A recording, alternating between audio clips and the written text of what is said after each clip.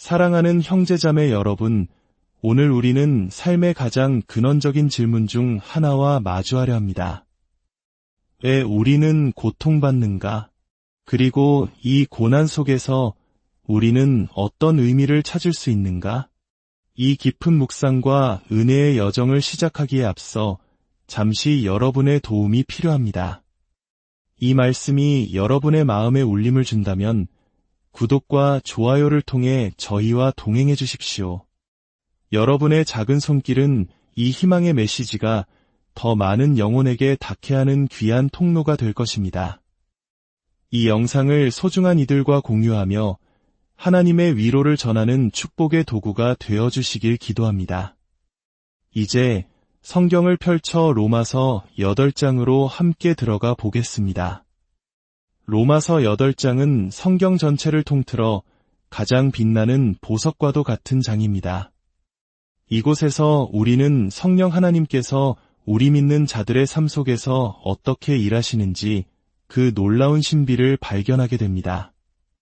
로마서 6장부터 8장까지 사도 바울은 하나님의 은혜가 어떻게 우리 삶 속에서 위로움으로 나타나는지를 설명합니다.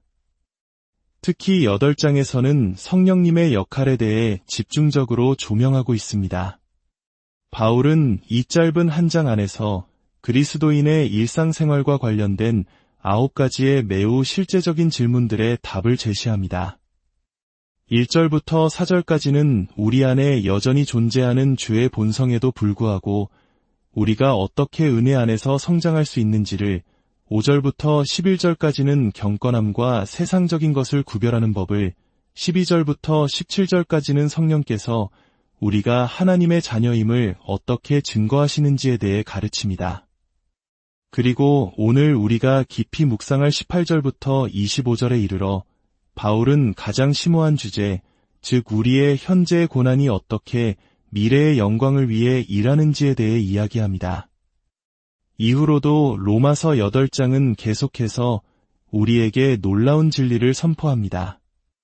26절과 27절에서는 성령께서 우리를 위해 어떻게 간구하시는지, 28절부터 30절에서는 하나님의 약속이 우리에게 반드시 성취될 것을 어떻게 확신할 수 있는지를, 31절과 32절에서는 하나님이 얼마나 우리 편이신지를, 33절과 34절에서는 하나님의 의롭다 하심 안에서 우리가 얼마나 안전한지를 보여줍니다. 그리고 마지막 35절부터 39절에서는 우리가 마치 도살장으로 끌려가는 양처럼 느껴질 때조차 어떻게 넉넉히 이기는 자가 될 수 있는지를 가르쳐줍니다. 이 모든 가르침은 2000년 전 로마의 그리스도인들에게 그랬던 것처럼 오늘을 살아가는 우리에게도 똑같이 절실하고 실제적인 진리입니다. 오늘 본문은 현재의 고난과 미래의 영광이라는 두 가지 주제를 다룹니다. 그리고 이 둘은 결코 별개의 것이 아닙니다. 서로 분리할 수 없을 만큼 깊이 연결되어 있습니다. 우리의 현재 고난은 미래의 영광과 무관한 우연한 사건이 아니며 우리 그리스도인의 삶에 갑자기 끼어든 불청객도 아닙니다. 그것은 하나님의 분명한 목적을 가지고 있습니다. 사도 바울은 이 고난을 우리가 하나님의 자녀라는 사실, 즉 우리의 자녀됨과 미래의 영광에 직접 연결시킵니다. 이제 살아계신 하나님의 말씀을 함께 읽겠습니다. 로마서 8장 16절부터입니다.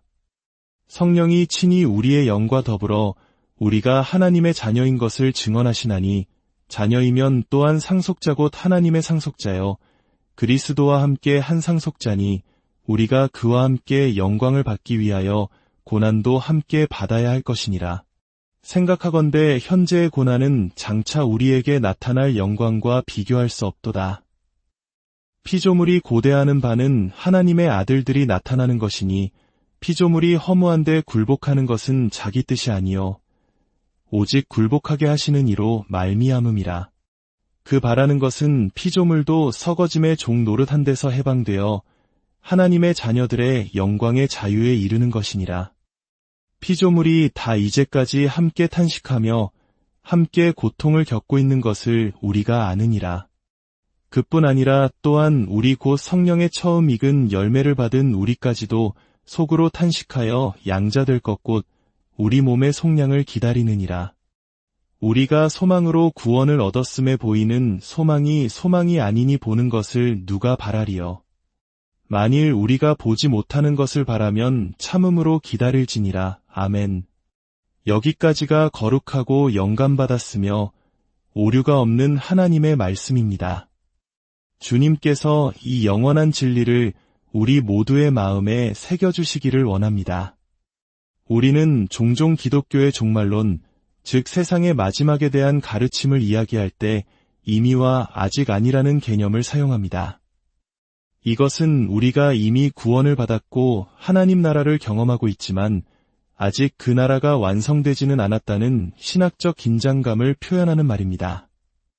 어떤 이들은 복음주의자들이 아직 아니, 즉 미래에 올 천국에만 너무 몰두한 나머지 이미, 즉 지금 여기에서의 삶을 소홀히 한다고 비판합니다. 또 다른 비판은 우리가 개인의 구원 문제에만 너무 집중한 나머지 새하늘과 새 땅이라는 더 큰 그림, 즉 하나님의 새로운 창조 세계를 놓치고 있다는 것입니다. 하지만 오늘 본문을 통해 사도 바울은 이러한 비판이 얼마나 잘못되었는지를 힘주어 말합니다. 아직 아니, 즉 미래에 대한 소망이 현재의 삶을 무기력하게 만드는 것이 아니라 오히려 현재를 더욱 의미 있고 힘있게 살아갈 동력이 된다고 선언합니다. 지금 이 순간은 영원을 향해 의미를 가지며 영원은 지금 이 순간에 강력한 영향을 미칩니다. 바울은 이 심오한 진리를 몇 가지 핵심적인 가르침으로 풀어냅니다. 먼저 16절과 17절에서 성령께서는 우리가 현재 겪는 고난 속에서도 우리가 하나님의 자녀임을 확신시켜 주신다고 말합니다. 성령이 친히 우리의 영과 더불어 우리가 하나님의 자녀인 것을 증언하시나니 성령께서는 우리 마음 깊은 곳에 말씀하십니다. 너는 진실로 하나님의 자녀다. 너는 하나님의 상속자이며 예수 그리스도와 함께 모든 것을 물려받을 공동 상속자. 이 얼마나 놀라운 확신입니까? 그런데 바울은 여기서 멈추지 않고 우리가 쉽게 지나치고 싶은 구절을 덧붙입니다. 우리가 그와 함께 영광을 받기 위하여 고난도 함께 받아야 할 것이니라. 때로는 바울이 이 구절을 빼주었으면 하고 바라지 않으십니까? 마치 빌립보서 1장 29절의 말씀처럼 말입니다. 그리스도를 위하여 너희에게 은혜를 주신 것은 다만 그를 믿을 뿐 아니라 또한 그를 위하여 고난도 받게 하려 하심이라. 믿는 은혜는 정말 감사하지만 고난받는 은혜는 조금 부담스럽게 느껴질 때가 있습니다. 그러나 바울은 분명히 말합니다. 우리가 겪는 고난 역시 우리가 하나님의 자녀라는 사실을 증언하는 또 하나의 증거라는 것입니다. 고난은 우리 삶에 우연히 일어난 사고가 아닙니다. 하나님께서 예상치 못하셨던 일도 아닙니다. 그것은 우리를 향한 하나님의 목적 안에 있으며 우리가 진정한 자녀임을 우리 자신에게 증언하는 과정의 일부입니다.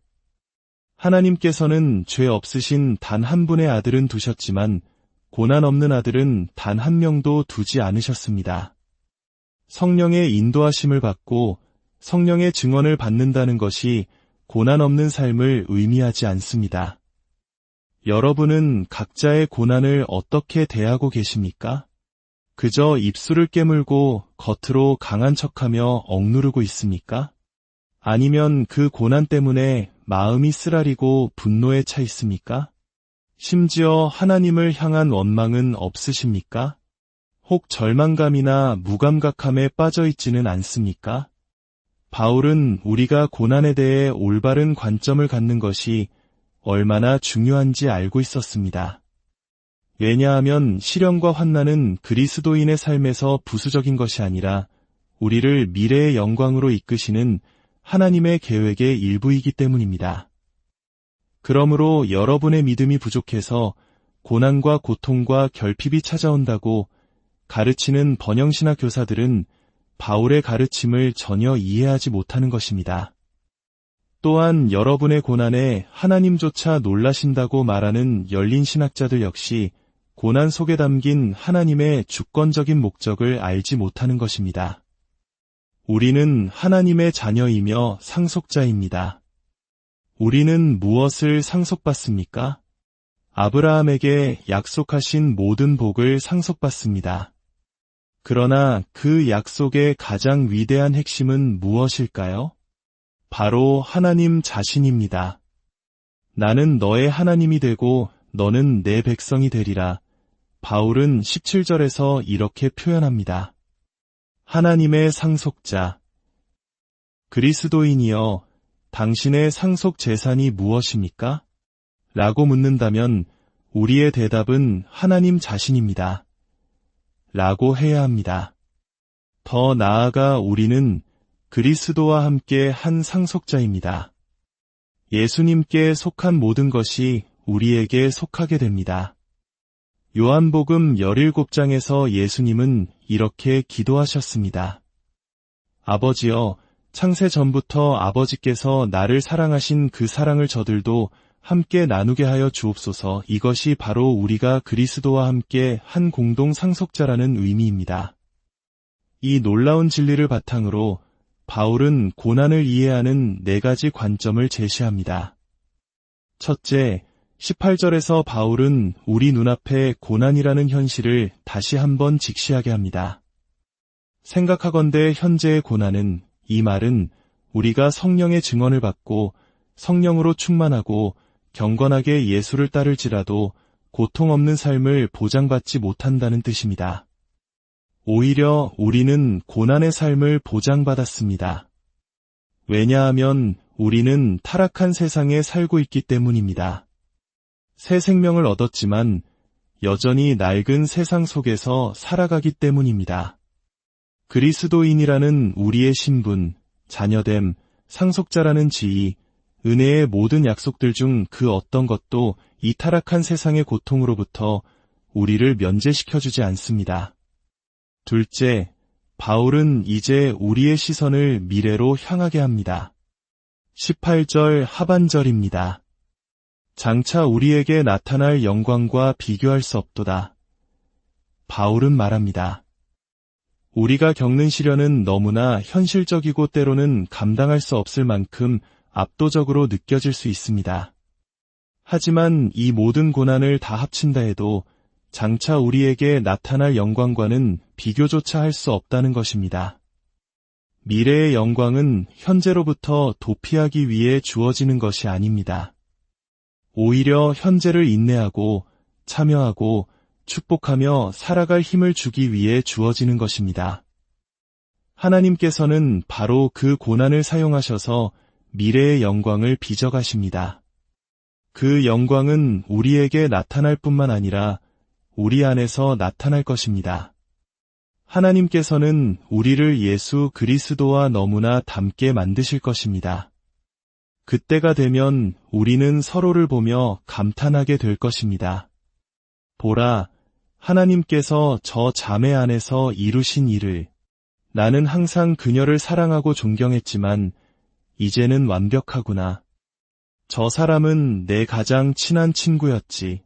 하나님이 그의 삶에 빚으신 모든 은혜를 보았지만 이제는 온전해졌구나. 하나님께서는 우리를 회복시키실 뿐만 아니라 타락 이전의 형상보다 훨씬 더 충만한 그분의 형상으로 우리를 다시 만드십니다. 그날에 우리는 그분을 있는 그대로 보게 될 것이며 우리 또한 그분과 같이 될 것입니다. 여러분의 구원자이신 예수님께서도 고난을 통해 순종을 배우셨다면 우리에게 다른 길이 있을 것이라고 생각하셨습니까? 하나님께서는 아들 안에서 위대한 일을 행하셨고 지금 하나님의 자녀인 당신 안에서도 이대한 일을 행하고 계십니다. 셋째, 19절부터 22절까지에서 바울은 우리가 고난 속에서 혼자가 아니라고 말합니다. 피조물이 다 이제까지 함께 탄식하며 함께 고통을 겪고 있는 것을 우리가 아느니라. 이 세상의 모든 창조 세계, 인간이 아닌 우주 전체가 타락의 고통에 함께 묶여 있으며 미래의 영광에 대한 소망을 함께 품고 있다고 말합니다. 여러분이 자신의 고통을 바라볼 때 온 창조 세계 역시 좌절하며 신음하고 있음을 깨달으십시오. 낡은 창조 세계 안에서 새로운 창조 세계를 갈망하는 것은 우리뿐만이 아닙니다. 온 피조물이 함께 신음하고 있습니다. 그런데 여기서 놀라운 사실이 있습니다. 19절을 보십시오. 온 창조 세계가 무엇을 간절히 기다리고 있습니까? 새 하늘과 새 땅 자체를 기다리는 것이 아닙니다. 피조물은 하나님의 아들들이 나타나는 것을 간절히 기다리고 있습니다. 온 창조 세계의 시선이 바로 당신에게, 우리에게 고정되어 있습니다. 하나님의 위대한 구원 계획의 중심 무대에는 바로 하나님의 자녀들, 즉 교회가 있습니다. 하나님께서 당신을 통해, 그리고 당신의 구원을 통해 이루실 그 영광스러운 모습을 드러내실 때 온 창조 세계는 입을 벌리고 경탄하며 하나님의 영광을 선포하게 될 것입니다. 보라, 하나님께서 행하신 일을. 넷째, 그렇기 때문에 우리는 23절부터 25절의 말씀처럼 이 미래의 영광을 확신 가운데 고대하며 현재의 고통과 좌절 속에서 인내해야 합니다. 우리 곧 성령의 처음 익은 열매를 받은 우리까지도 속으로 탄식하여 양자될 것 곧 우리 몸의 속량을 기다리느니라. 잠깐만요. 바울은 이미 우리가 하나님의 자녀, 즉 양자라고 말하지 않았습니까? 그런데 왜 또 양자될 것을 기다린다고 말하는 걸까요? 바울은 곧바로 설명합니다. 그것은 바로 우리 몸의 속량입니다. 우리의 궁극적인 소망은 죽음 이후 육체를 떠나 주님과 함께 있는 중간 상태가 아닙니다. 그 진리가 아무리 귀하다 할지라도 말입니다. 우리의 복된 소망은 욥의 고백처럼 썩을 우리의 몸이 다시 살아나 바로 그 육체로 하나님을 뵙는 것입니다.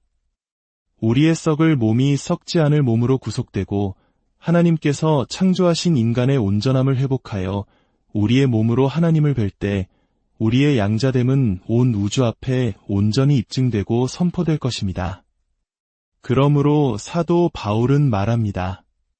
지금 당신의 몸이 어떤 고통을 겪고 있든지 그 미래의 소망을 바라보아야 합니다. 우리는 소망으로 구원을 받았습니다. 눈에 보이는 것은 진정한 소망이 아닙니다.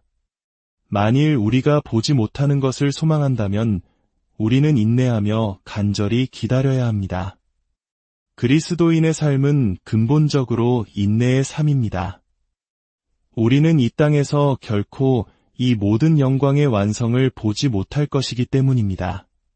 그렇기 때문에 우리는 소망 가운데 살아야 합니다. 우리의 시선이 하나님께서 행하실 일에 올바르게 고정될 때 비로소 우리는 현재를 살아내고 인내할 힘을 얻게 됩니다. 영국의 노예 제도를 폐지시킨 윌리엄 윌버포스와 같은 인물들은 미래에 대한 확고한 소망이 있었기에 현재의 거대한 사회적 불의와 맞서 싸울 수 있었습니다. 미래에 대한 소망은 우리를 현실 도피적으로 만드는 것이 아니라 오히려 가장 현실 참여적으로 만듭니다. 아직 안위에 대한 소망이 없다면 우리는 지금을 제대로 살아낼 수 없습니다. 왜냐하면 지금의 현실은 때로 너무나 압도적이어서 이 영원한 소망 없이는 견뎌낼 수 없기 때문입니다. 하나님께서는 지금 당신을 빚고 계십니다. 당신이 마땅히 되어야 할 모습으로, 아니 그보다 훨씬 더 영광스러운 모습으로 말입니다. 사랑하는 주님, 이 말씀을 듣는 모든 이들의 삶 가운데 있는 고난을 주님께서 아십니다. 고통과 실망의 무게 속에서 장차 우리를 위해 예비하신 미래의 영광을 결코 놓치지 않게 하옵소서. 현재의 고난을 통해 우리를 빚으시어 비교할 수 없는 영원한 영광에 이르게 하시는 주님의 신실하심을 굳게 믿고 소망 가운데 인내하며 오늘을 살아가게 하옵소서. 이 모든 말씀 우리 주 예수 그리스도의 이름으로 기도드립니다.